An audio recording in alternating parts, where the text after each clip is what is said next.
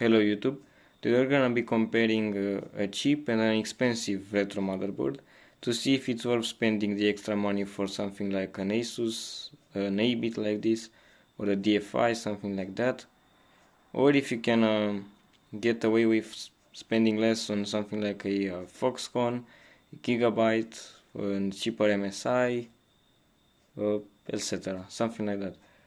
Now these both are socket 939 AMD, and both have NVIDIA Enforce family chipset.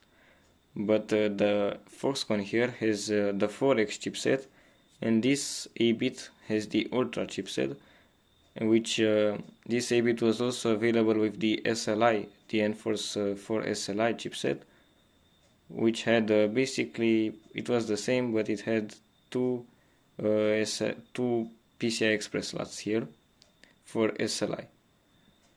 Now let's start with the Foxconn here and see what it offers. Now this Foxconn here can be had for very cheap. I got mine for $10 untested, but you can get something like this for $20-25 used, no problem. Maybe even with a CPU, and for that money, it's a decent board. It features the Enforce 4 chipset, which I've always had just good experiences with. It has 4 SATA ports and one PCI Express slot, which is X16, so it does support all your video cards at full bandwidth. However, only 1.0, which is well, a socket 939 limitation basically.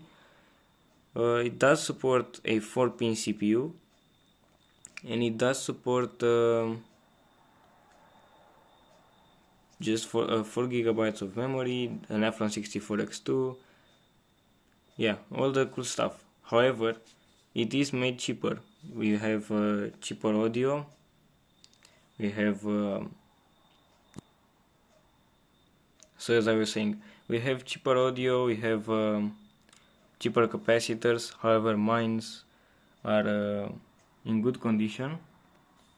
This board probably doesn't have a ton of hours on it. However, it is a basic board for a 939 build. It has no trills, no quirks, no nothing.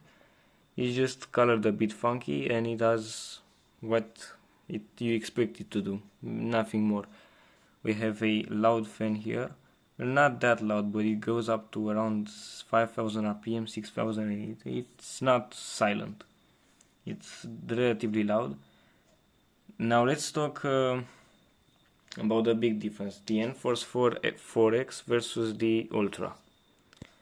Now the 4X is basically the same chipset, besides the fact that it doesn't support Armory Crate, which was a feature on Enforce 4 Ultra, which is supposed to limit CPU load, and yeah, that's pretty much it. It also doesn't support SATA 3 gigabits per second, only supports SATA 1 at 1.5 gigabits a second, which is these ports, which it also supports up to 4 slots only, I think. And it also doesn't support FireWire on board. It doesn't have FireWire on board as a header, and it also doesn't have FireWire at the rear I/O. Which, talking about the rear I/O, it also doesn't have gigabit Ethernet.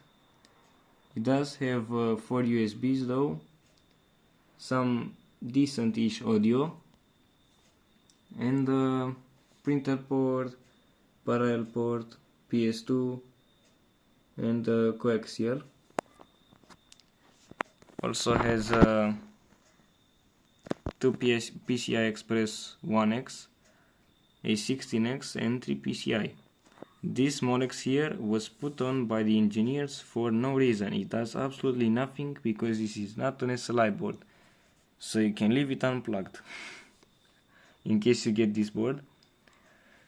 Yeah, it doesn't have a ton of interesting stuff. As you can see, standard electrolytic capacitors for VRM, and also a pretty basic VRM. We do get the mandatory 4-pin CPU power connector. We have 4 slots of DDR1 supporting dual channel on the yellow slots. We have 2 ID, pretty much what you expect from a board from around that time. 2 USB headers, so up to 8 USBs on this, which is 2 USBs less on an Abit than on the Abit. And yeah, let's move to the Abit. Now it's also worth mentioning before I move to the Abit that a board like this, something like this Foxconn, which is pretty rare, there's almost no driver support, almost no documentation, information about it. Driver support, you basically have to search the individual chips like the LC655, I think is the audio, and you also have to search for the network, for the Ethernet, the Ethernet controller, which I think it's NVIDIA, yeah, I think it's NVIDIA, and that is a bit harder to find. You can also add a card in a PCI slot, which makes it easier. Now I mentioned the 3 PCI slots. Well, that was an accident, but actually this slot has some hard time working, which is a common thing with a lot of bottom slots on boards, bottom PCI slots. This one works with a Realtek card, this one doesn't for some reason, but yeah, technically for PCI I counted them wrong. Now let's move to the Abit. The Abit obviously looks way better. Most people buy these boards just for the looks, because yes, they do look very nice. We have a fully silent design, whereas this board has the fan. This one is fully silent, you don't need fans for it. There was also the Abit AN8 Fatality, which had 2 fans here and 1 here. Very loud, but it was a very cool board. And in raw overclocking performance, it beats the AN8 Ultra. However, I've heard this board is more stable than it. So it won't outperform it in raw clocks, but it's more stable. Now this cooling design basically uses a copper plate here, which transfers the heat using a heat pipe to this radiator here, which dissipates the heat out of the back of the case, not needing a fan. And yeah, that's basically how they did it, in order to not use a fan, because these can very easily fail and also be very loud. So if you want a silent build, you should go out and buy one of these. If you want something like a socket 939, especially something like an SLI build from around this time, socket 939 is awesome. Or something like a 64X2 or an FX. This board is awesome for that, because it has a silent design. You can use a silent cooler on the CPU and a passive video card, and you will have a very silent system. Now on the VRM side, we also have a huge upgrade. We have solid capacitors here. We have we can do more voltage to the CPU. This can do about 1.55 volts. This thing can do way more than that. I think about 1.85, 1.9 volts, around there. We'll look in the BIOS a bit later into the video. We also have support for SATA 3 gigabits per second. We have FireWire header right here. We have a debug indicator, We have up to 10 USBs 2.0, same as this board, but this only supports 8. We have this actually is the port for the sound card. Is the Abit Audio Max 5.1 or 7.1. There are two versions, and I do have the card, but it doesn't work. I got it separately for $4. I found it online, and sadly it doesn't work. This board was bought without the card, and I wanted to buy one for it, but that card doesn't work. Yeah, so on board, if you can get it with that Abit Audio Max card, you can have very nice audio, 5.1 or 7.1. This doesn't have that. But if you get it without a sound card like me, you also have to factor in the cost of a sound card, PCI 1 or PCI X1. Other interesting features are the Abit Uguru BIOS here, which is an add-on, from what I can tell, to the standard Phoenix BIOS, which is on this board, and it's pretty cool. We also get way more fan connectors. I think it has a total of 5. Okay, I was wrong. Actually, it has 6. We have 2 here, 1 here for the CPU, another one here, and 2 more here. Very good board in terms of cooling. I have full support for Athlon 64, 64X2, and FX, and I think it also takes ECC memory, which this board might not be able to take. In terms of rear I/O, we have, well, the radiator, Firewire port on board, 4 USBs and gigabit LAN. We have 2, and also the PS2. For something like a printer port or a parallel port, I think you need to get a separate card or something, or a bracket, because this thing doesn't have them on board. So if you're planning on hooking up a printer with the printer port, or use a parallel port, it gets a bit more complicated. Okay, let's boot these up individually and check out the BIOSes on them and see how they look like. Okay, let's power on the CRT. And now let's power on the board and see how it looks in the BIOS.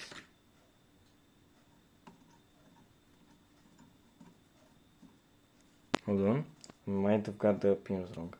No, I just forgot to turn on the power supply. I'm very intelligent.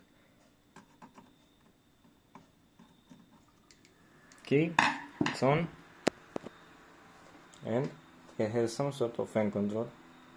The CPU fan is going a bit slower, and it's also not posting first try. This sometimes happens with cheaper boards. Let me reset the memory. Okay, it turns out it was my ATI X300SE video card, which is strange, but let's fire it up with this GeForce 6200 in the BIOS. Okay, got power on, and let's see the BIOS now on this CRT.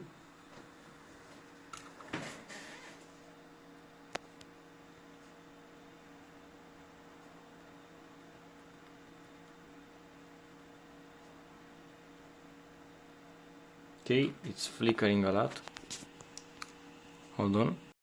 Okay, well, I couldn't find a way to change the refresh rate from the OSD on the CRT, so we are changing to an LCD. This is the boot up logo on this WinFast, and here it detects our CPU and our memory, and it tells us CMOS check some failure. Just normally remove the battery. And let me get into the BIOS now. Okay, so big difference between these boards and boards in general, cheap versus expensive on not even the retro side, even more modern boards, is the BIOS. Now this BIOS is very basic, as you can see. It's using still the Phoenix BIOS, but it's pretty basic.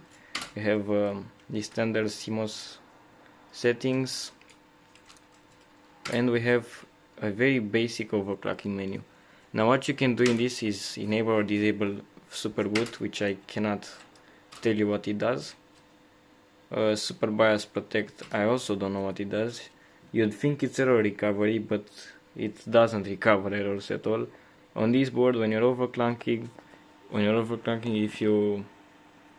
if you have instability, like you can get it to post, if you power it off and try to power it back on again, you will see that it still doesn't post. You'll have to remove the CMOS. It doesn't have any error recovery. So if you're looking for overclocking, I wouldn't buy a pretty basic board like this. Even though it can theoretically overclock, you can only increase your frontside bus up to, I think, 300 MHz, which will not get you very far on the charts. But for some basic overclocking like 200 MHz extra on a CPU, this board is good enough. You can change the FSB, the PCIe clock, which you rarely have to change, but you can also change the PCIe clock lock. You can also change some voltages. We have chipset, which goes up to 1.8 volts, memory up to 2.8, which you can increase with a volt mode. Same on the CPU, with a volt mode you can increase it past 1.55, but I wouldn't mod this board. It's not really worth it. Hyper transport you can increase up to 1.5, and that's pretty much it. You can also do basic stuff like load best defaults or optimized. A password, PC health check tells you the voltages. You can set a shutdown temperature and a fixed CPU profile. You can do like on Abit or something like that. On Abit you have a lot of control, and I will show you in a minute. And on something like an Asus or other boards, you can set silent or performance or something like that. With this, you can only set smart control enabled or disabled, and it pretty much, yeah, does whatever it wants. As you can see here, the chipset fan speed is very high, 6000 RPM, and you can hear it. Yeah, besides that, chipset features, we have just basic stuff you'd expect, nothing too fancy on the memory. Advanced BIOS, again, what you expect. First, second boot order, boot device, I mean, yeah, integrated peripherals. This thing does actually support RAID. You can do SATA RAID at 1.5 gigabits a second, which is basically as fast as IDE, which is 133 megabytes a second, versus SATA is 150 megabytes a second. So yeah, but you cannot do IDE RAID on this board, sadly. Okay, let's move on to the Abit and show you the BIOS and how everything turns on, looks when the board is turned on. Okay, now that we have the Abit on the bench, you can see just on standby it looks very cool. We have these lights, which usually show 99, but it sometimes shows something else. And we have the standby LED. Let's power it on.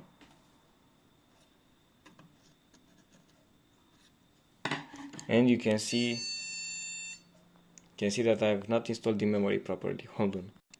Yep, the cooler was getting in the way, and I didn't slot in that memory stick properly. Now on this motherboard I have a big copper cooler, but yeah, you can mount it on the Foxconn as well. Just this is my main Socket 939 board, so yeah, I mounted it on it. let's now actually power it on.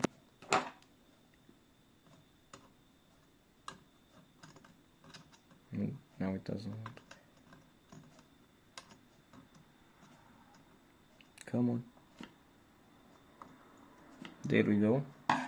Now you can see codes are cycling, and we have some cool lighting.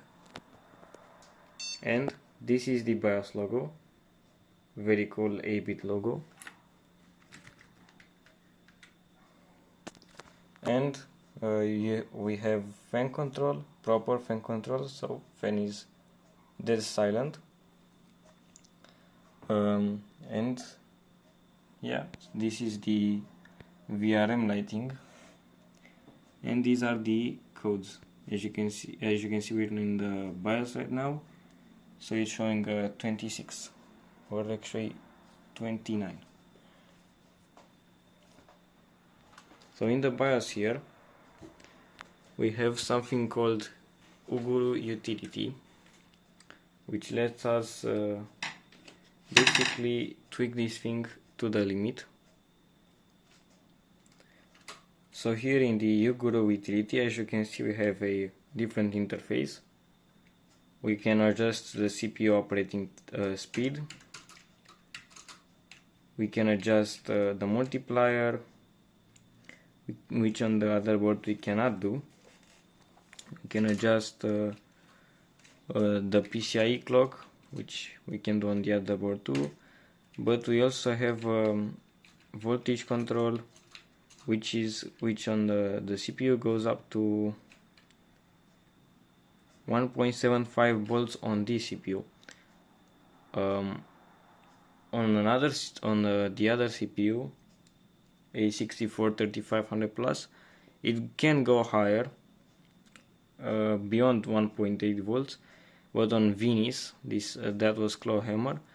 On Venice, it doesn't let you go past 1.75 volts due to safety reasons, because they don't want you to kill the CPU, obviously. But it would have been nice. But still, 1.75 volts is plenty, and this board is actually worth volt modding and stuff like that. We have on the DDR, we can do up to 3.4 volts, which is very nice and plenty. We can change the DDR VDD voltage. We can change the enforce for voltage up to 1.8 volts, just like on the other board.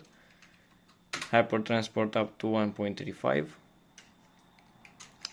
DDR reference voltage, we can hold on, I don't want to mess with this right now. DDR reference voltage, we can change it and add or reduce some voltage, as well as CPU. Power cycle statistics is a unique feature of this board. I have not seen it on any other board. You can see the PC uptime current, which is 0 hours, total, which is 45,460 hours, on which I put about 1500 hours myself on it, almost. 291 cycles on PC reset. On AC powered, 47,530 hours on standby, I mean. AC powered cycles 1,183. So this is a very interesting feature on this board, and I've not seen it on any other board. We can also do OC on the fly, which I haven't really tried before, and it seems to have frozen my board. I don't know what exactly OC on the fly does, but for me it froze right now, so let me reset it. Yeah, so I will not use that feature, but besides that, this board is very rock solid and very nice. And we have Abit EQ beep control here. This lets us know if the CPU fan, for example, failed, and it does it in a very funny way. Let me show you.